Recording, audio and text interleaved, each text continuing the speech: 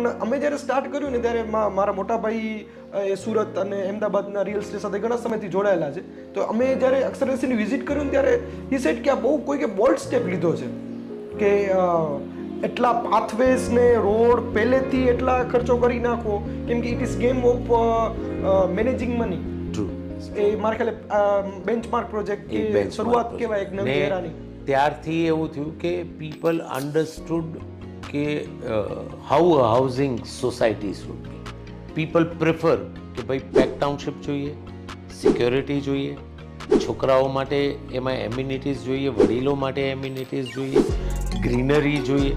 તો હવે આ બધા એવા થઈ ગયા કે this are the essential things which people are looking towards. કે ભાઈ ભુજથી થોડા દૂર જાશો, 10 મિનિટ 15 મિનિટનું જ રૂટ થાય આમ જોઈએ તો 12 કિલોમીટર 10-12 કિલોમીટર. એટલે હવે જે બી ટાઉનશીપો આટલી દૂર બને છે તો એમાં એ એક બાય ડિફોલ્ટ એક્સપેક્ટેશન છે કે આ હશે તો જ ત્યાં જશો, અધરવાઇઝ તો સિટીમાં મળે જ છે. If I have to B in a crowd તો મને સિટીમાં મળે છે. If I am going that way તો મને એ જગા આવી જોઈએ. ફોર માય હોમ લોકોના ઘર બનાવવાના અનુભવને ડોક્યુમેન્ટ કરી કન્સ્ટ્રક્શન અને રિયલ એસ્ટેટ ઇન્ડસ્ટ્રીની સાચી સમજણ તમારા સુધી પહોંચાડવાનો પ્રયત્ન કરી રહ્યું છે.